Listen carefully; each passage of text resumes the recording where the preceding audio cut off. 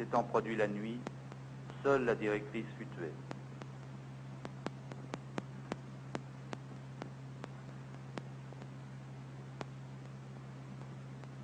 L'immeuble de 7 étages que vous venez de voir, voici ce qu'il en reste.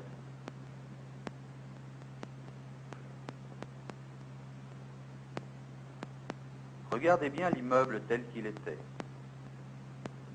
Et sur ces ruines, on distingue parfaitement les 7 dalles entre lesquelles sont comprimés les appartements avec leurs occupants. 200 personnes environ occupaient cet immeuble. Il y eut 8 survivants. L'un d'eux, qui habitait le 6e étage, se retrouva assis sur son lit, à 2 pas de la station-service voisine. Une dernière image de cet immeuble tragique. Les usines de conserve du quartier industriel souffrirent aussi et des voûtes de béton s'effondrèrent.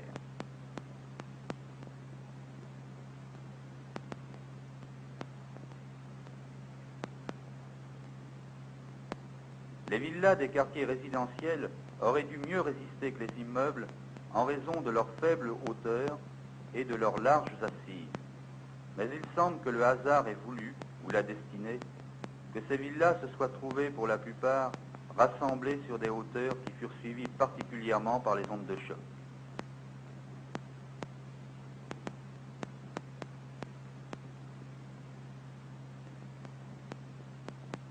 Qui pourrait croire que 2 personnes se trouvaient dans ce lit, la dalle de béton de plusieurs tonnes les tenant prisonniers?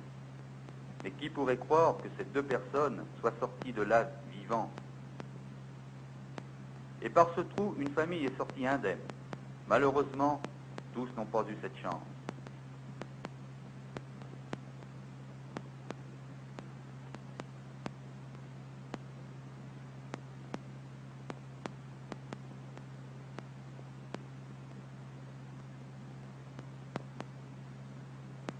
Certains immeubles sont restés debout, mais penchés dangereusement. Ils ne tiennent plus que par miracle, et le moindre choc pourrait les faire tomber.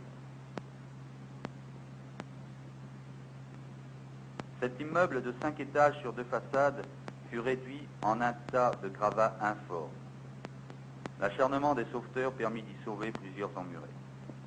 Un autre immeuble de 6 étages et sur 2 façades également, dans lequel 150 personnes environ furent surprises en plein sommeil.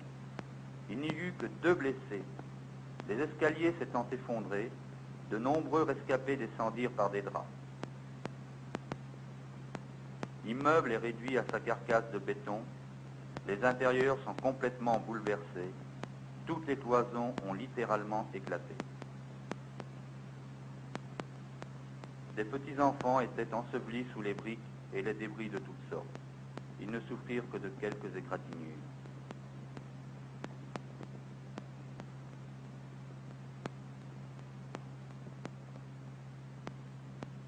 La gendarmerie s'est effondrée sur une grande partie et l'intérieur a été presque anéanti.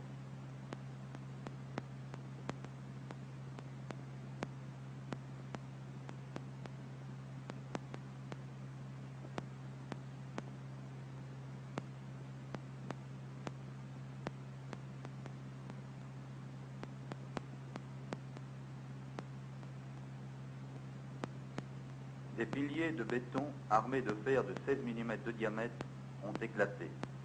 Les fers ont été tordus, brisés même quelquefois, faisant pencher dangereusement les immeubles qu'ils supportent dans le sens de la poussée qu'ils ont subie. Poussée presque verticale, puisqu'Agadir était distant d'à peine 2 km de l'épicentre du séisme.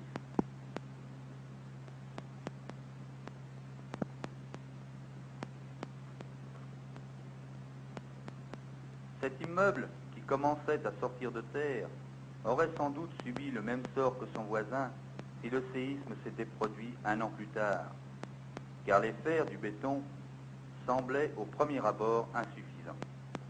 Cependant, ceux-ci semblaient plus denses, mais les immeubles situés au bout d'une rangée ont subi, en plus du choc séismique, la poussée de leurs voisins.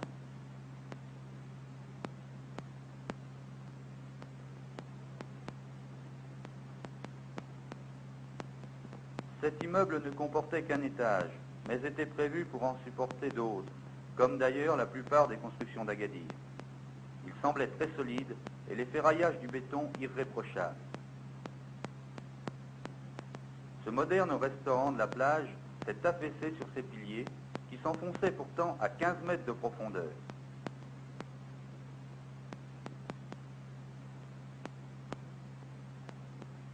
Les édifices religieux n'ont pas été épargnés.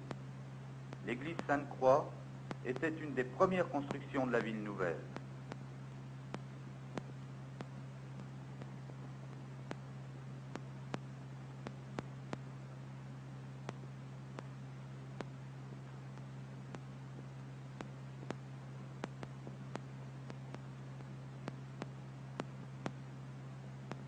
Le chemin de croix est encore intact au mur.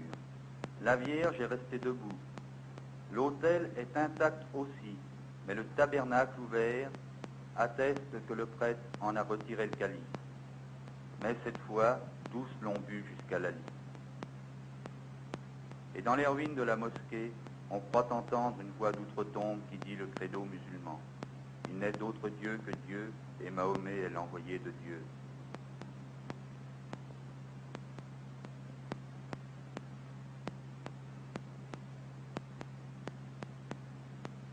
C'est Alborge, la ville musulmane, qui a le plus souffert, car elle était construite en bordure de la faille géologique le long de laquelle s'est produit le séisme. De plus, elle était tout près de l'épicentre. Par milliers, ses habitants y périrent.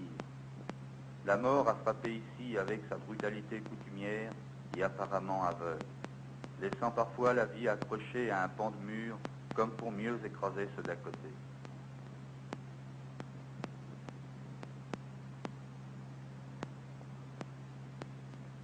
Et de ce grand hôtel de 40 chambres, voici ce qu'il en restera.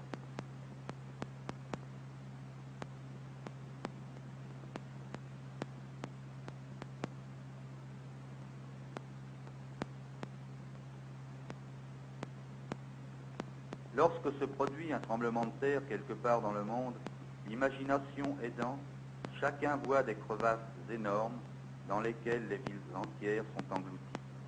Certes, le phénomène se produit parfois avec une telle ampleur, mais le plus souvent, les craquelures ne sont que de quelques centimètres, comme celle d'Agadir. La vieille forteresse, vestige d'un passé lointain, a été particulièrement éprouvée. Dominant la ville à 250 mètres d'altitude, ses remparts se sont effondrés.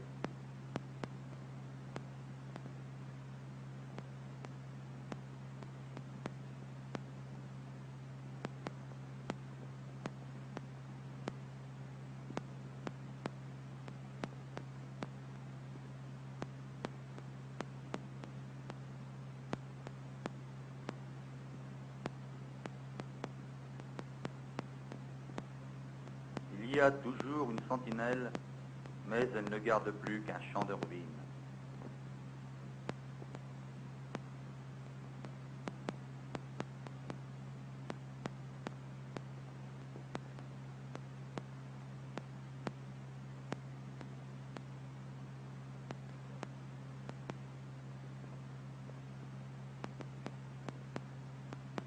Sans doute, la vieille Casbah n'était pas construite selon les conceptions européennes, et les murs de Torchi étaient les plus nombreux. En outre, elle se trouvait, elle aussi, toute proche de l'épicentre, et subit ainsi la secousse dans toute sa force. De même que la ville musulmane, la Casbah fut détruite à 95%.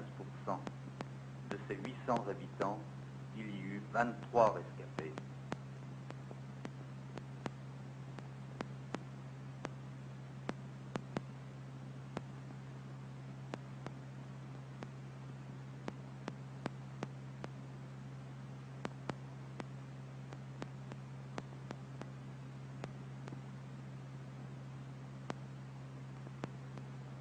Et les riches tapis, œuvre des habiles artisans marocains, offrent maintenant au soleil ardent leurs dessins colorés.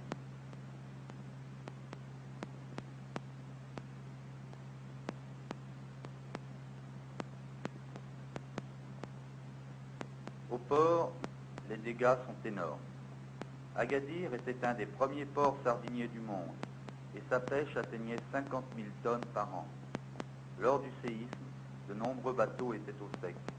Ils furent renversés.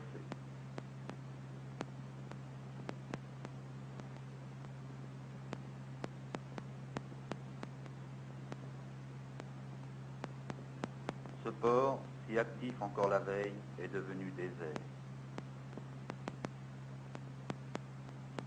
Outre les produits de la pêche, le port d'Agadir écoulait près de 40 000 tonnes d'oranges et de 10 à 20 000 tonnes de minerais de manganèse ou de fer chaque année. Et maintenant, sur les quais crevassés, les grues gisent comme des squelettes géants.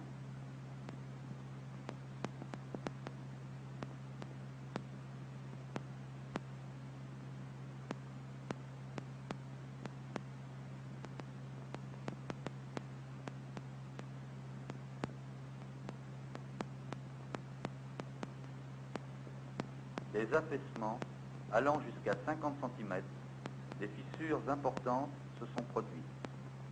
Quant aux blocs de béton formant assises de ces quais, ils ont bougé de plusieurs centimètres.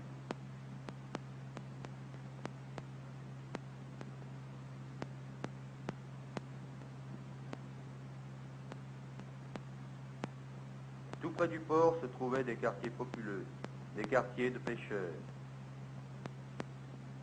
et qui la veille encore résonnaient des cris joyeux des enfants. Ils ont été détruits à 95%. Les familles ont été anéanties par centaines, femmes et enfants surtout, car nombreux furent les hommes qui eurent la vie sauve. Ils étaient au port, se préparant à partir pour la pêche. Ce vieux quartier était le plus ancien d'Agadir. Il était, avec la Casbah, le seul vestige du passé. Le village de Yachech, situé à quelques centaines de mètres de l'épicentre et peuplé de 5 fut entièrement anéanti. Les bulldozers l'ont nivelé quelques jours après le séisme, recouvrant sur place des centaines de cadavres. Dans la campagne environnante, plusieurs villages de montagne furent détruits. Ils étaient difficilement accessibles et leurs habitants ne furent secourus par les autorités marocaines que longtemps après. Les survivants de cette nuit tragique, avec cette sérénité devant la fatalité qui est le caractère dominant de leur race, enterrèrent leurs morts sans rien dire.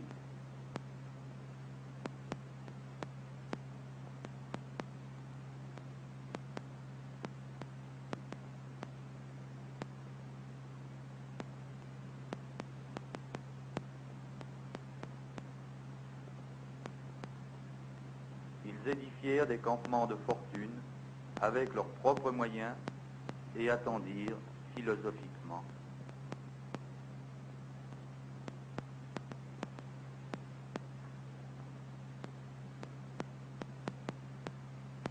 Aux alentours de la ville détruite, les sinistrés et survivants étaient groupés dans des camps que l'armée avait montés pour eux, et les cuisines roulantes assuraient leur nourriture.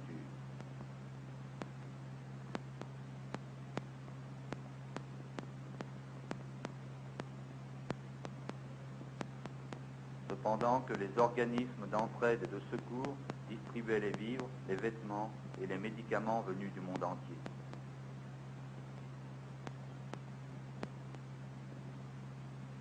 Les sinistrés français qui n'avaient pu abandonner la ville furent établis dans ce camp dressé par l'ambassade de France. C'est là qu'ils vécurent durant des mois encore. Et tout près de ces survivants, français et marocains, 10 000 morts dormaient dans leurs tombes ou dans les fosses communes. Et plus de 10 000 cadavres continuaient à se dessécher sous les ruines. Ainsi, selon la loi de l'éternel retour, après cette fin du monde qu'ils ont vécue, hommes et femmes d'Agadir du XXe siècle redeviennent les nomades des premiers temps. Il leur appartient maintenant de refaire ce que Dieu leur a retiré.